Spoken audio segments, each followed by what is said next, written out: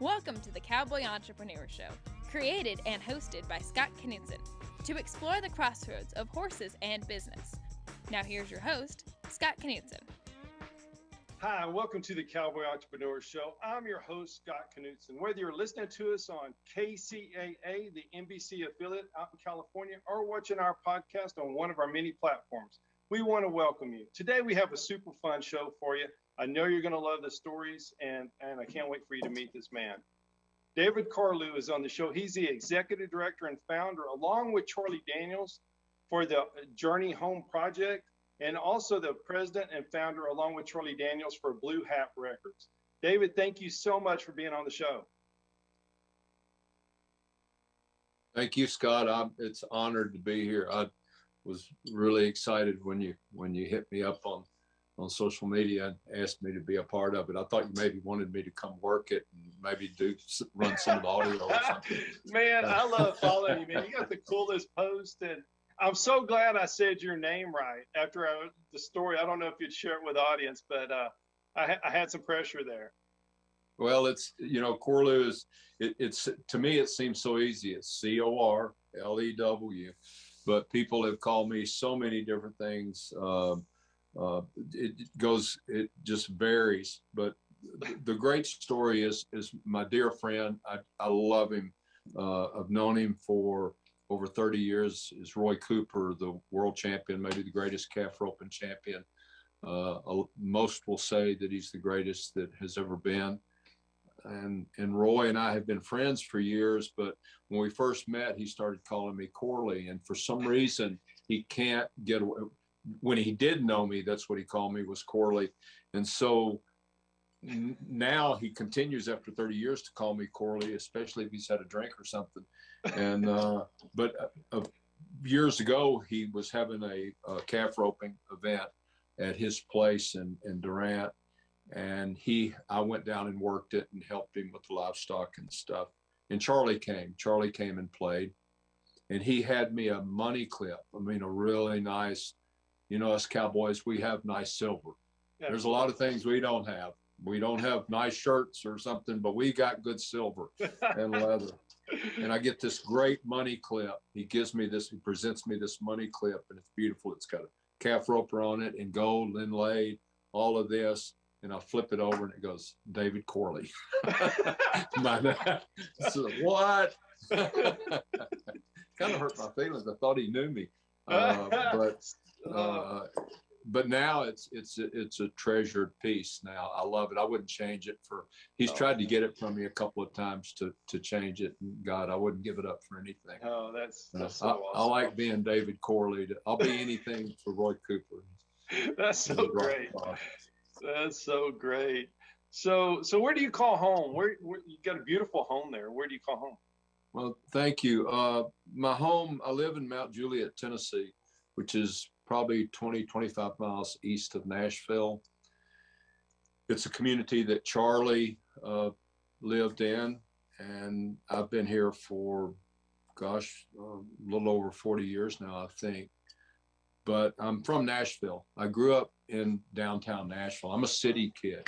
I grew up in the city, and I'm a Nashville native. My family has been here in Tennessee literally since it was a state.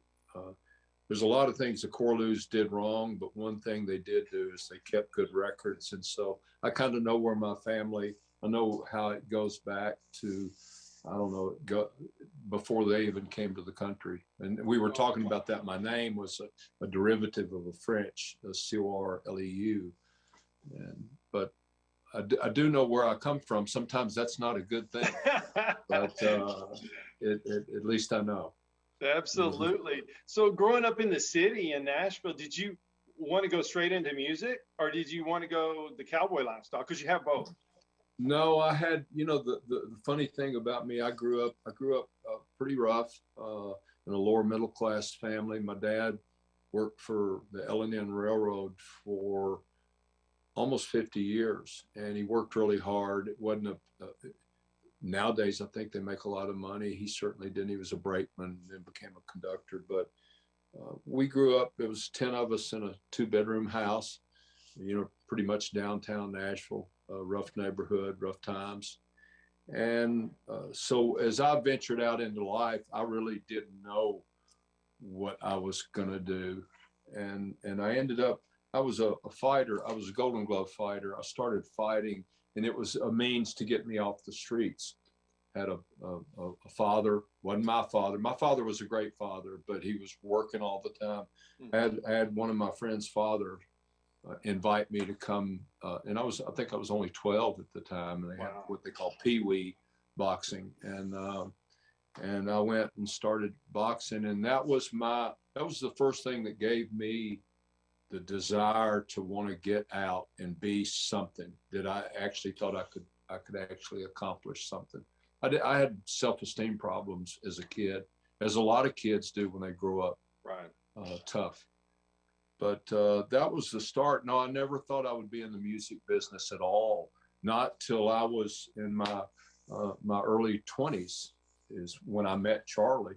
Charlie was my first really I had a production job, an assistant I was 20 years old. I worked for a year or so, but when I met Charlie was my introduction in the entertainment business, which really became the catalyst. It became the launch pad for me being able to pursue all the dreams I had sitting on Woodrow Avenue in Nashville.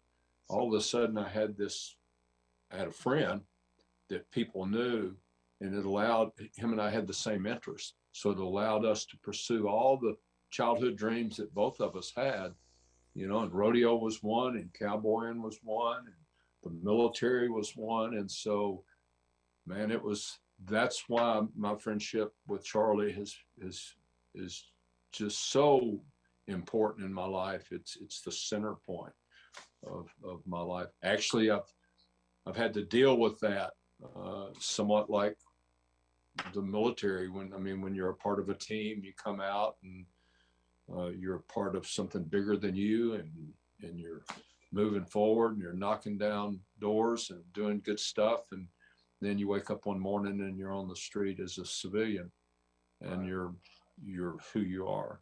And that's ultimately, it's what God does. I've come full circle. Now that's what I do. I help veterans reintegrate and learn to become civilians, which is very difficult for a lot of them.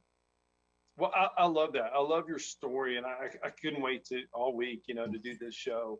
I know the Cowboy Entrepreneur people that watch our show and listen to it, they're going to love. This is why it's so important to do this, is to help the veterans, acclimate back. It's to tell your stories and where you came from and what you did. So going back to childhood, did you like boxing?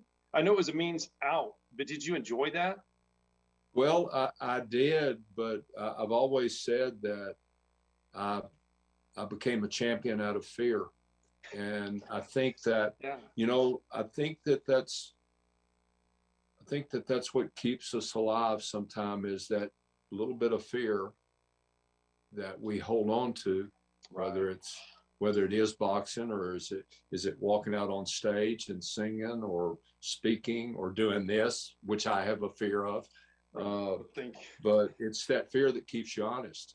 It keeps you on your toes. It keeps you sharp. Absolutely. And so I had fear of boxing, but it works good and bad.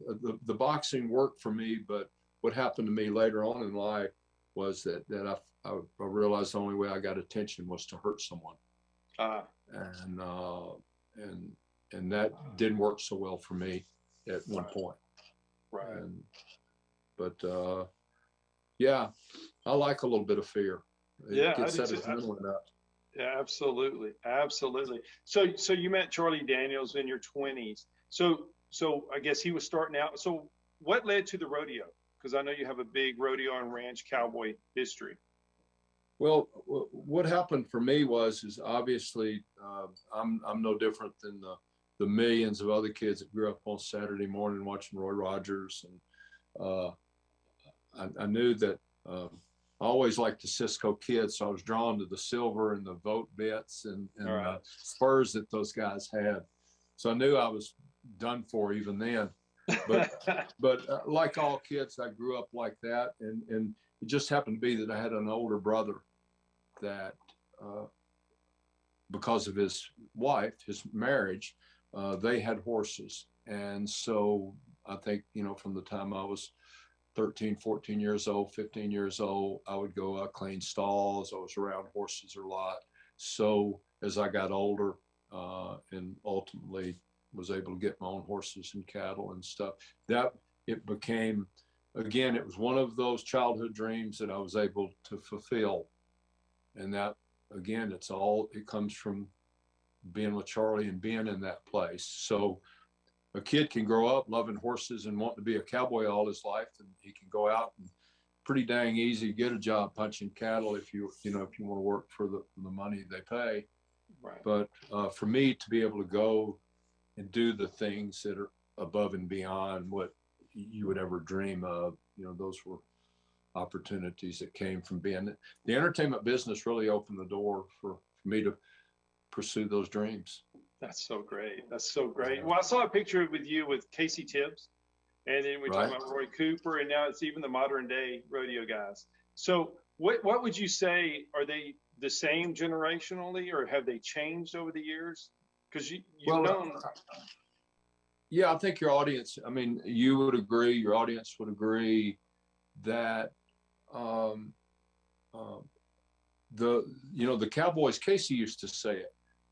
He would say that, when he was rodeoing and was coming up in the business, if they would hit a certain town, if they were in Fort Worth, obviously there's going to be some rank horses, some great bucking stock. But if they were at a rodeo in Des Moines, Iowa, they might have Farmer Brown's old bull or just some feeder calves or something.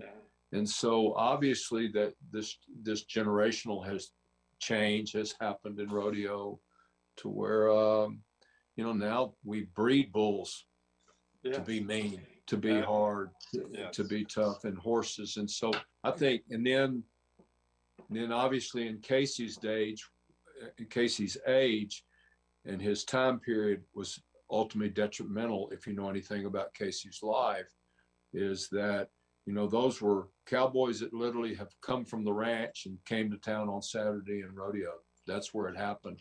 Now we have fine-tuned athletes that train and they're not necessarily off ranches. Most of them do have ranches, but now it's more of an athletic sport, I think. And I don't think you see as many of that direct connection of somebody coming off of a ranch and becoming rodeo champion. But of course, the Wright brothers have changed it all. The Wright brothers are a great example that it still lives. That kids come off of a ranch out of Utah, and they just completely dominate rodeo. By the old way. Yeah, by the way. Isn't that funny? I'm so glad you said that. That's a true point right there. Absolutely. And again, I love the title of your show. Thank you. Think about that, Cowboy Entrepreneur. It's almost like someone said about Marine one time. Some guy told me or a friend of mine, I was introducing him, and it was an Air Force guy to a Marine, and they said, "Well, what do you do?" Marines always are taking shots at everybody. And the lady said, "I'm in the Air Force. I did something." He had something smart to say, and he said, she asked him what he did. He said, "I was in Marine intelligence." And she said, "Boy, that's a play on words." And so cowboy entrepreneurship is a little bit of a play on words. But when I look around and see some of the things, take a walk, through Elko, Nevada, and see some of the braiding and some of the bit making and spur making in Texas, and Cotton Elliott down in mid Texas, down there around the 4.6s. Right. Well, that's an artistic craft in itself. So the term cowboy entrepreneurship comes alive. Yes, it does. In the greatest way. Thank you so much for saying that. Thank you. Scott will be right back with more. Hi, I'm Scott Knutson, host of the Cowboy Entrepreneur Show. Today, we're going to talk about something I'm really passionate about. Those that know me know I love my coffee. Those that don't, now you know I do. And we've been working on this for several months, and we wanted to get it just right. And we don't put our name on anything unless we feel 100% certain it's the best product we can get. And we've done it. I really believe we've done it. we've created a coffee line. 13 great flavors. I'm going to show you 3 of them.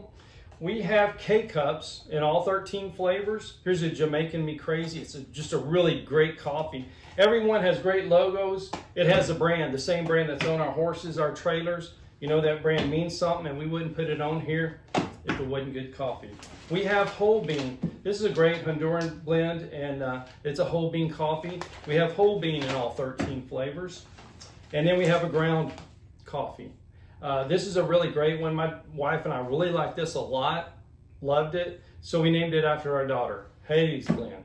Everyone has the packaging and the logo of the show, our brand, and I hope you like it. I really believe you will.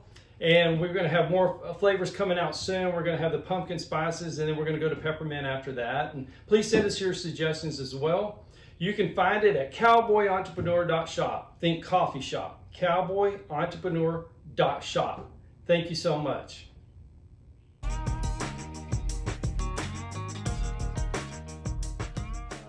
So there was a cool picture of you, and you were feeding elk off a sled. And I believe that was in Wyoming. Right. What can you just? People don't get to do that. Can you describe what that was like? And did they just say go feed some elk?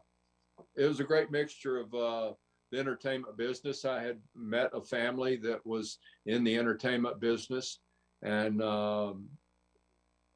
they had asked for some help, some professional help, and I said I'd love to try to help if I could. And so they had called me up. I didn't really know the people very well. They said, would you like to come out and let's talk business, come out to our place. I had no idea where they lived. I thought they lived in Nashville. And so we have a place in Jackson Hole.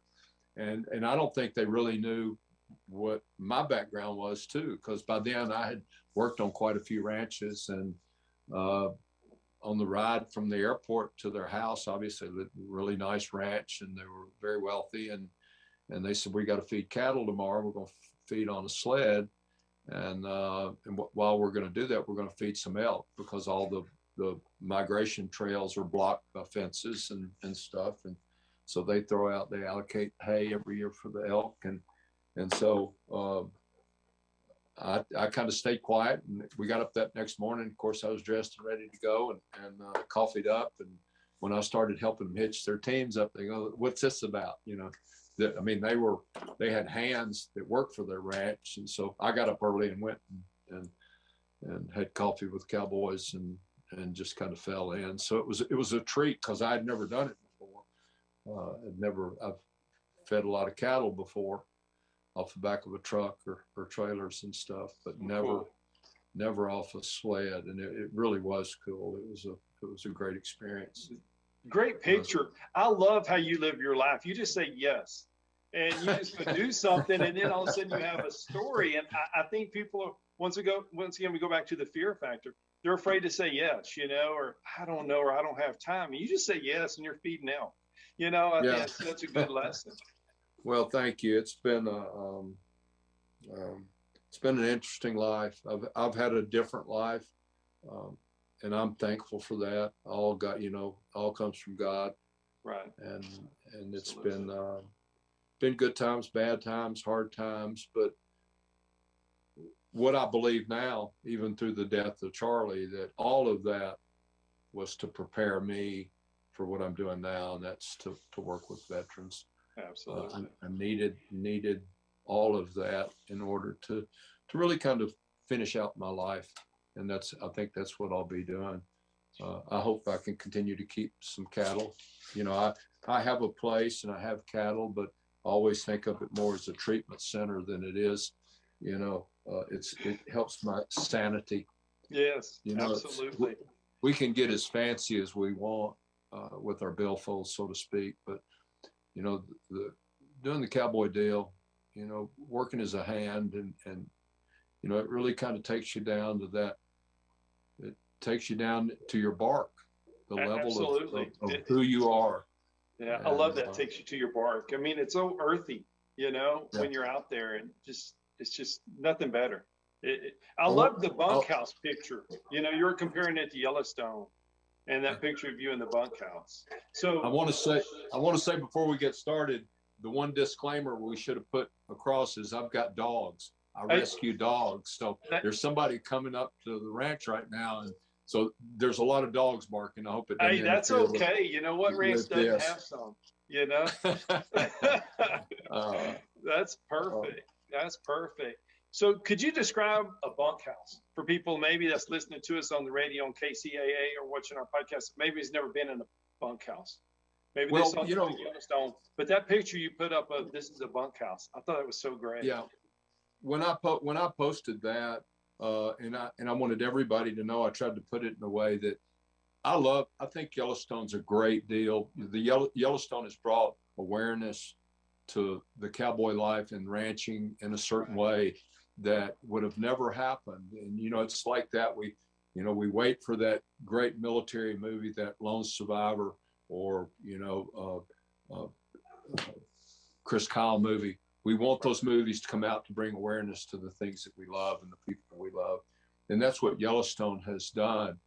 What I found, because the first time I went, I had been in some bunkhouses that were okay, but the first time I went to northern Nevada in the Ruby Mountains, I went with Kurt Marcus that we talked about, who was has become a really, really world-renowned photographer. But he started out, his love was shooting cowboys, and I had met Kurt. Kurt had called me up, wanted to meet Charlie.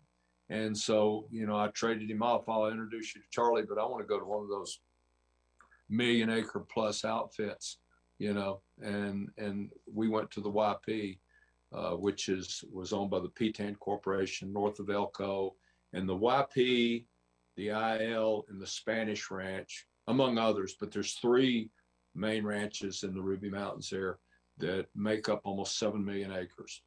Obviously, most of it BLM land.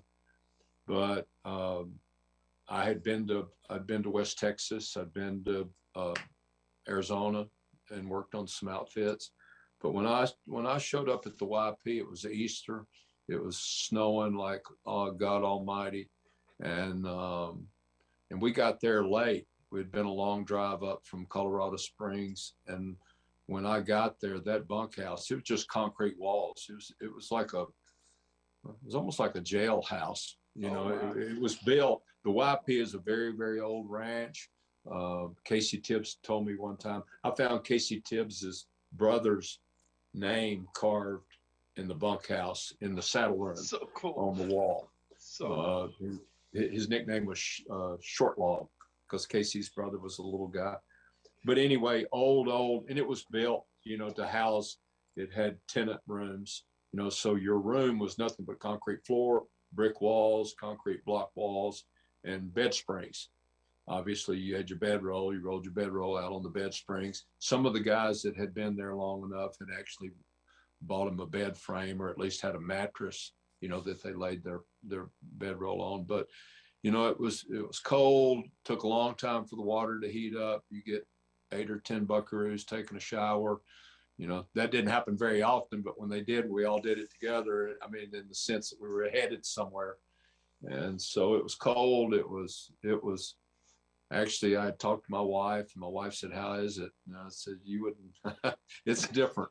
But when I saw the bunkhouse on Yellowstone, they have a pool table and I think a foosball table, and they got a fireplace and a kitchen area and stuff. And that was just funny for me, because it was a really, but I'm sure there are bunkhouses that are nice like that, and God bless them for building something nice. Absolutely.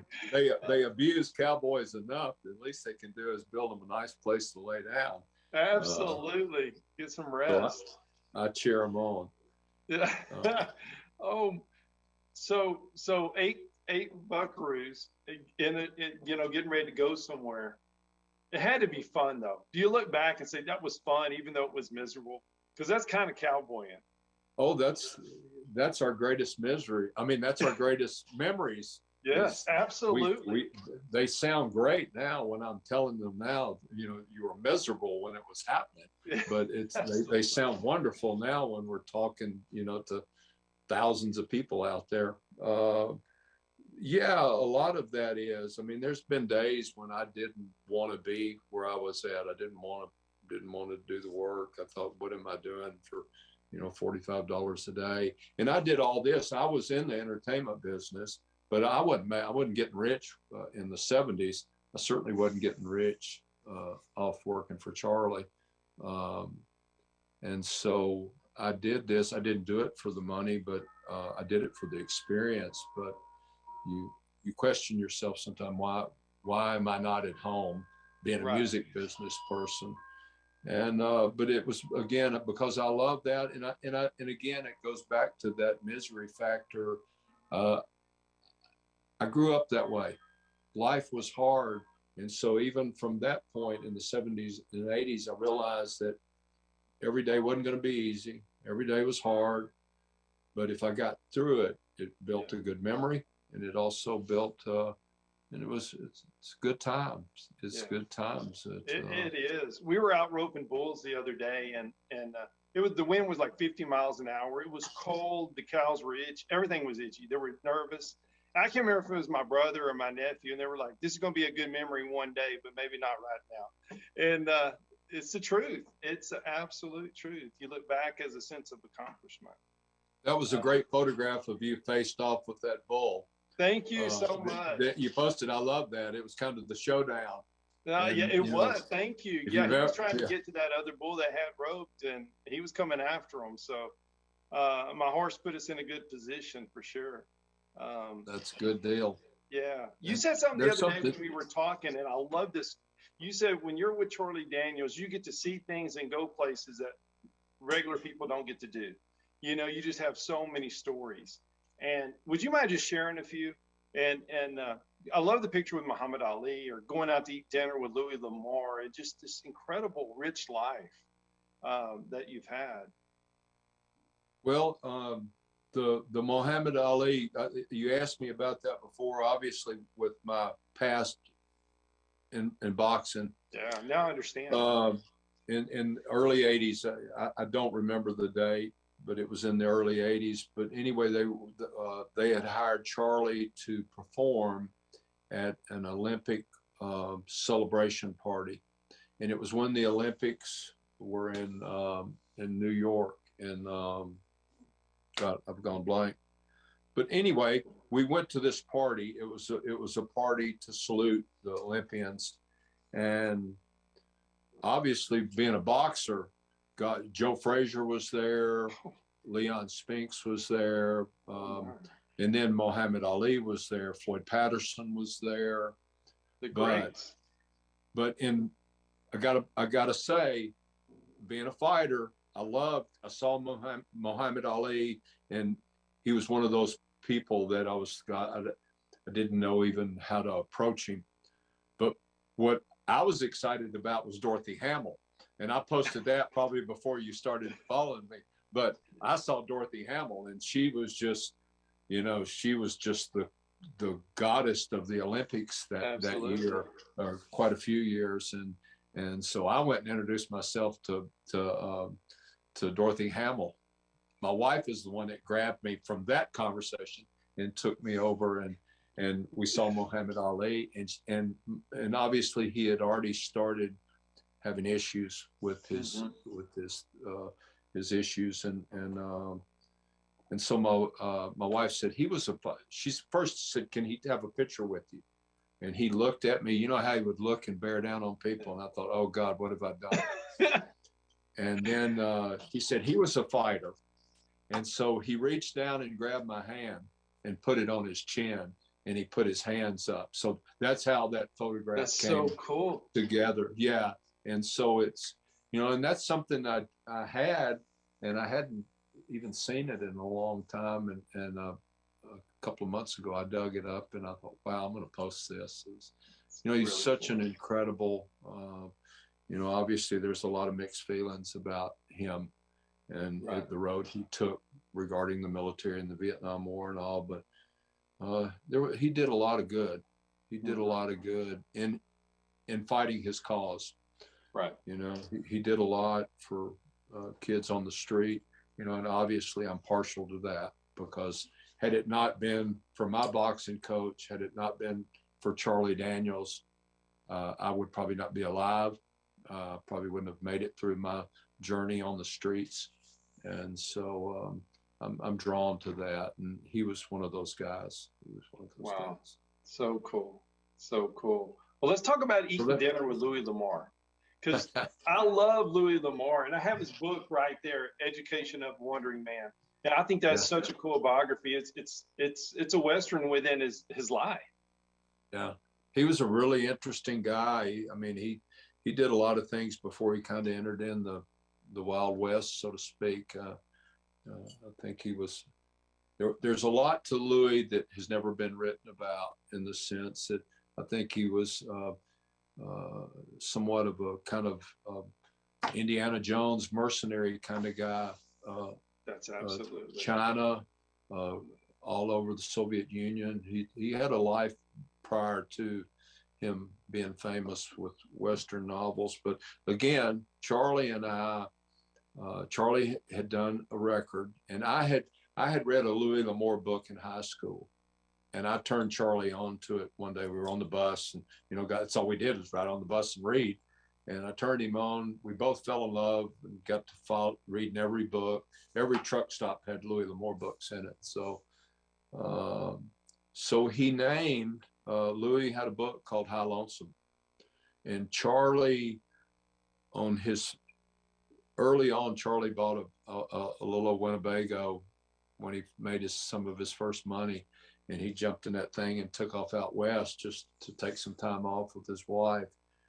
And he wrote this song while he was in the mountains. I think he was actually in the mountains of Colorado, but he wrote a song called High Lonesome, which was the name of one of Louis' books.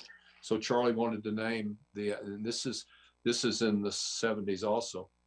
And so we wanted to name our album High Lonesome, but we had to have permission. And we called Bantam Books, and they said, we have to get Mr. L'Amour's his permission. And so they gave us a number, and Charlie and I were like kids. We were at Charlie's house, and we're sitting around, and so we're going to call this number. And we were thinking we were going to get a marketing person or his assistant or somebody. And I'm on the phone, and so Charlie goes, "You asked for him, or see if he's there and tell him what we want." I said, "Okay." So I call, and as soon as he picks up the phone, I realize it's Louis L'Amour. Oh, goodness. And yeah, he goes, "Hello," this distinguished voice. And I'm going like, holy crap, it's him. And I can't say anything. I go, "Mr. L'Amour?" He goes, "Yes." That's me. And silence, crickets. And I go, "Here, Charlie." So I just handed the phone to Charlie. And Charlie started talking to him, and we decided we were going to play the LA Forum with Willie Nelson, and we invited him to come to a concert, and he came, and we actually had dinner prior to the concert, and so that was fun. And then the next time we went back, we actually met him at the Polo Lounge at the Beverly Hills Hotel, and that was cool because you got me and Charlie we've got 20-inch stovepipe boots on and our hats and our Stampede strings, and here we go walking in. At first, the doorman didn't want to let us in the hotel. Then we told him we were meeting Louis L'Amour, and so he has his own table at the Polo Lounge, and so that was fun. But what we talked about was we went to his house after Charlie and Louis had become really good friends. We went to his house one evening, and he did live in, you wanted to think Louis lived out in the mountains and or the deserts or where he wrote about, but he actually had a home in Los Angeles, but it was beautiful. It was southwestern, and his study was unbelievable. I mean, the research books that he had were phenomenal. A side note was he said that when Steve McQueen was doing the movie Tom Horn, I don't know if you're familiar with who Tom Horn was. Yes. When Steve McQueen was doing his study for that, he asked Louis if he could borrow some books, and Louis never loaned anybody a book. He said, "You can come to my house and read all day long, but you're not leaving with that book because I'll never get it back." And so Steve McQueen literally spent a week literally sleeping on his couch in his study and literally getting into character in Louis' study to prepare for the Tom Horn movie.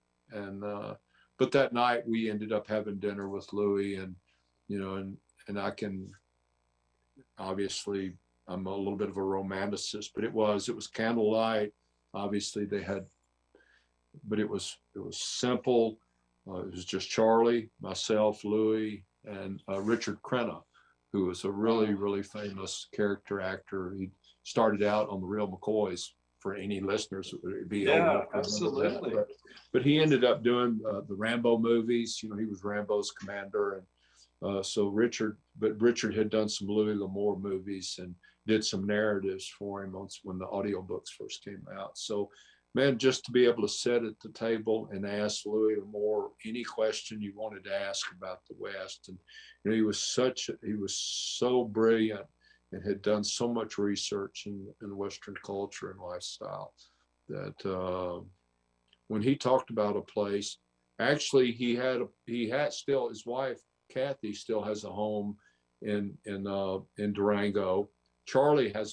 Louis talked Charlie into buying a piece of property in Durango. So for years, Charlie went out every Christmas and spent Christmas with Louis and his family. And but Louis bought a place that he actually found researching one of his books, and bought the ranch. It was a couple of 100 years old in Colorado and had all this great history to it. But wow, of course, Louis L'Amour would have that house. So yes, yeah, it just fit. But he was a gentleman. He was brilliant. He was a boxer. He was a prize fighter. He fought in the state fairs and things like that to pick up extra money. But what a wonderful guy. I have a collection of books that he signed, and I can literally lay them out to how he signed them it was just an acquaintance until, we got to be good friends over the years, along with Charlie. And amazing. So it's something I cherish a lot. It was great. I love that. All of that fed my love for the West. It continued to just, I mean, you know the deal. You get up every morning. So you get up in the morning, you go out, you face off with a 2,000-pound bull. It's a good day. Louis L'Amour said that big country does one of two things to people. It either inspires people or it scares the hell out of them. And there's people that don't. You go out and look across the Continental Divide or Medicine Bowl or something, and people go, I don't want no part of that place. But for you and I, we're inspired by it. Yeah. We want to throw a saddle on a horse and trot it right across the middle of it. I'd love to. Oh, that'd be so much. Oh, it'd be wonderful. It'd be wonderful. I get excited talking about it. I love that. Pull one of those halters. Pull one of those bridles down there. Man, let's go. I'm telling you, I could, man. We'd put them out. We'd be off for sure. Thank you for listening to the Cowboy Entrepreneur Show. Scott will be right back with more. For more information on Scott Knudsen, the Cowboy Entrepreneur, visit us online at cowboyentrepreneur.com. For sure. So let's talk movies. So Jesse James movie, you were in a movie with Johnny Cash, Chris Christopherson. I saw the picture. I loved it. Did you want to be an actor? Or is that just, I'm going to get in a movie now? I've done so many other things. No, it really came from, again, during those early days in the 70s and early 80s when our payroll wasn't the thickest payroll in the country. And again, trying to find all things horseback. It's one thing to have your head in out west, but you live in Tennessee. So we don't have big country, and there's not the opportunities that you have in Texas or people have in Nevada or Idaho, wherever they're at, New Mexico.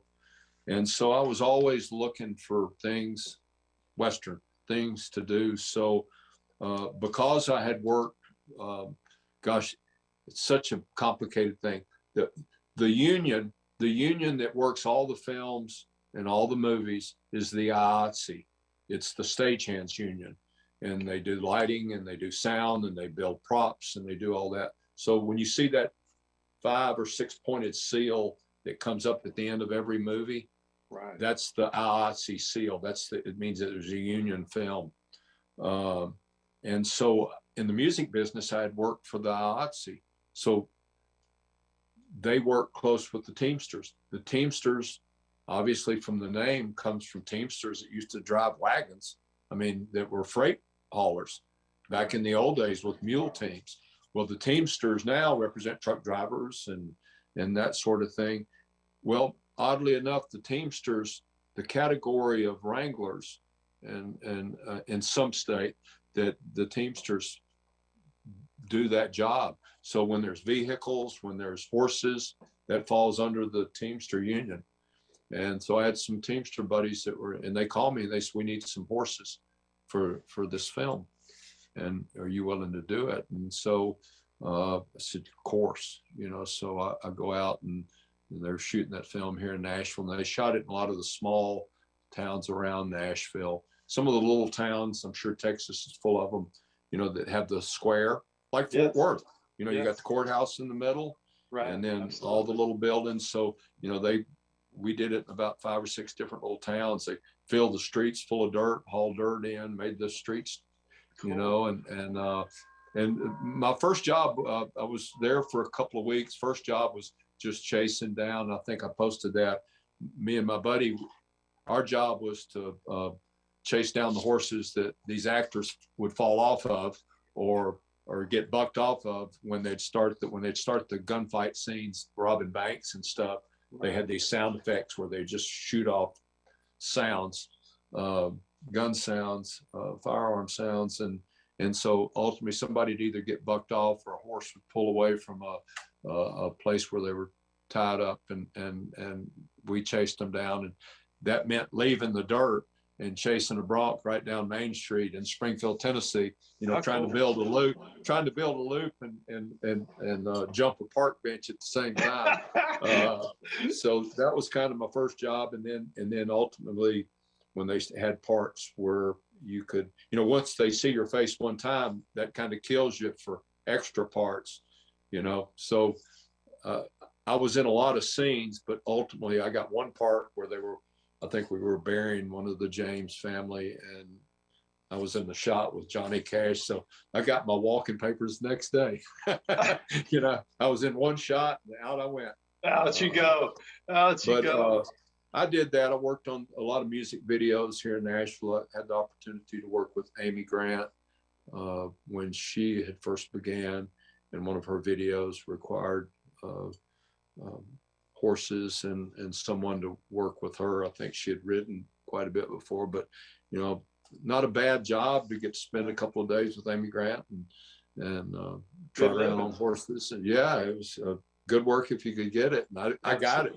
But that was again, everything we'll talk about today all spawns from the entertainment business. It gave me that opportunity.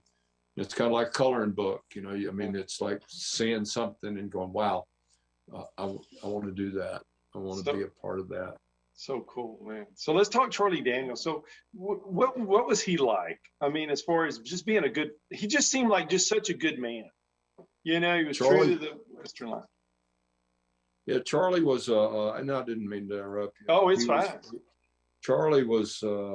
Just one of those guys that you meet in a lifetime.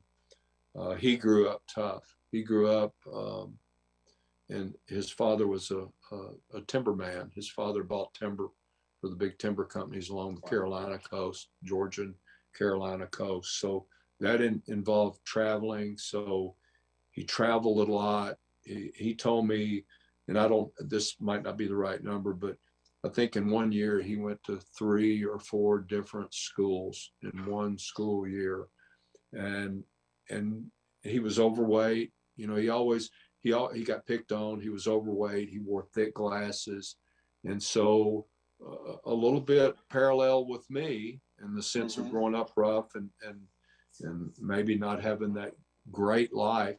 That, of course, we look back on our childhood and we go, "Wow, it's a great childhood," but he grew up tough. He got picked on because of his weight, his eyesight and stuff. And so that built the center of the core of who Charlie was.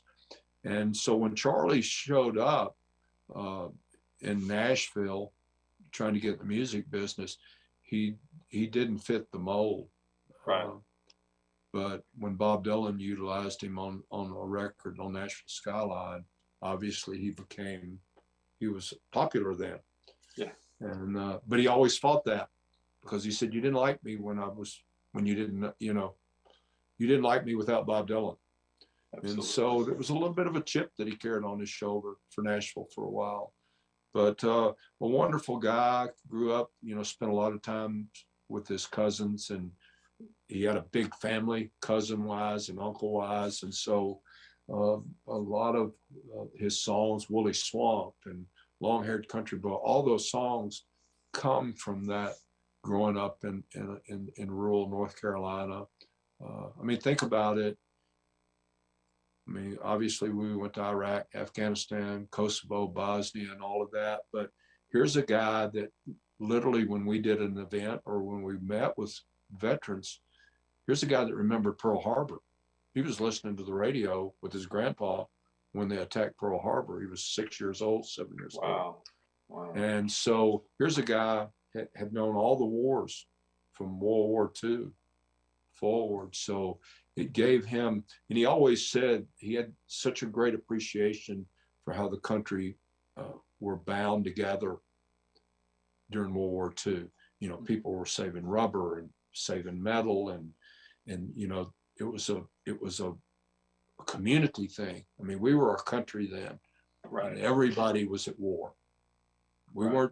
we weren't at the mall while our veterans were out. I mean, our soldiers were fighting the war. Everybody was a part of it. I mean, my dad didn't fight, but my dad hauled a lot of military equipment and a lot of things. Everybody was a part of the war. Yeah. And so that became the center of who Charlie was. He was, a country boy. I mean, he deer hunted, bear hunted, coon hunted with dogs. He grew up in that kind of family. He said his uncle had 41 dogs at one time that they used. But he had that basis of being just what America stood for at that time, and always kind. Always told the story that somebody came up after he got pretty popular, and it was a poignant time for me. But somebody offered to pick up his check at a restaurant, and he said, "I'd rather you pick up somebody's check that can't afford it. I can afford my meal. Grab somebody that is having a little tougher time than me." And that really was kind of a center point of who Charlie was. That's a great story. He was a father to me. I had a great father. I loved my dad, but he was my father. He was a brother. He was a boss. I learned that definitive line that he was my friend, but he was my boss, which was a great boundary to learn. Mm-hmm. And then we had the same interests. So because he loved Louis L'Amour, I got to meet Louis L'Amour. Because he loved rodeo, I got to go to the national finals. And so trust me, when I met Roy Cooper, Roy wasn't coming to meet me. He was coming to meet Charlie. So I just hung on and got the fringe benefits. Yeah. I tried to pursue everything that we did that I liked, and I would go a step further and pursue it. But man, we had a good run. We were buddies, and we worked 47 years we were together. Wow. What a great relationship. And how blessed to get to do that. How many people don't get that opportunity, not just to go have that status around the world, but just to have a friend for that long that means that much. So that's awesome. And I think his music, it's just going to live on and on. I hear the newer people singing some of his songs, and I think his memory is just going to keep going, don't you? Yeah, I do. I mean, he was best known for being a part of the Southern rock movement. Mm-hmm. And even with that, obviously when we first started out, we toured with the Allman Brothers and Skinner, and him and Ronnie Van Zant were best friends. But Skinner, Allman Brothers, Marshall Tucker Band, and Charlie always thought it was more of a lifestyle rather than a genre of music. It was a mixture of blues that was played in the South, and jazz, and then the country, what was called country and Western music back then. And so we were products of a generation of lower middle class kids that grew up in the South. And so we were inundated with blues and inundated with country music so that became what some people call a genre of music. It was a lifestyle for us. It was just young country boys and so that was, I think he was noted for. He never wanted to take more credit than he felt was due. Obviously, the Allman Brothers were a big influence, not only on his music, but his just kind of the way we came up in the business. Awesome. And, lots of memories. Yeah, lots of memories. That's awesome. I want so that picture behind you, that's really cool. There's that series of 3 pictures. Yeah. It looks like skin. Yeah, it's a pen and ink. It's I love art. I love Western art. I'm a huge, Charlie Russell is my Zen father. I love the Charlie Russell. Beautiful work. Beautiful. I've made quite a few trips to Great Falls. I have all his books and things. But that was actually along the way. Another wonderful human being that I got to meet was Buck Taylor. And Buck Taylor was newly in Gunsmoke, and then he went on, he did 1 million Western films. His dad, Dub Taylor, was famous and did all the John Wayne movies and things. But Buck and I have become friends over the years, and Buck, I bought that when Buck first started painting and drawing. I'm sure he did it a lot, but when he became famous, Buck did that piece. It was a piece that he did right after they finished Tombstone, which Buck was Turkey Creek Johnson in Tombstone.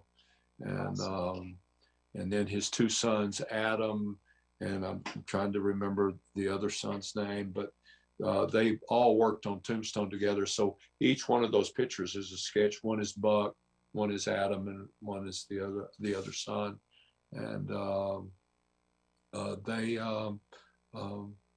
and then soon after that, Adam passed away. He was killed in a motorcycle wreck. Mm.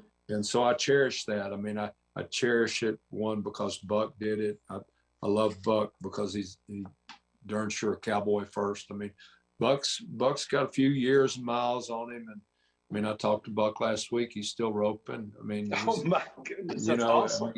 I think Buck's in his 80s, and he's still roping and still training his horses. And I just love him to death. And we've become good friends. I've got some other Buck Taylor pieces around here, and he's donated some art for us to auction off for our foundation. So again, part of that era, he was a friend of Casey's. I think that I met a lot of those old guys because of Casey Tibbs, again, through show business. Casey showed up at a concert in San Diego, California, too many years to remember, maybe 1980, 79, 80. And got to be really, really good friends with Casey. And I was friends with Casey during his tough times with alcohol. And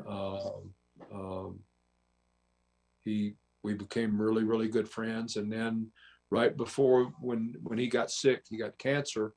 And Mike Warner, who was running the Hall of Fame, the Pro Rodeo Hall of Fame in Colorado Springs, asked me and Charlie, would you guys do a concert? We want to build a statue of Casey. And it's the statue that's in front of the Pro Rodeo Hall of Fame that Ed Hayes, who is on social media that I see a lot. Ed was going to do the sculpture. So if any of those that are listening have ever been to the Hall of Fame, it's a 28-foot bronze of Casey riding a horse called Necktie. And I understand from Paul Bear, who ran Capriola Saddles for years up in Elko, he said that horse had been turned out 125 times and had never been ridden. And Casey rode him. And as Paul Bear said, he ripped the feathers out of him. And that was when, and I've got a bronze. I've got one of the first cast off the big bronze. Oh my.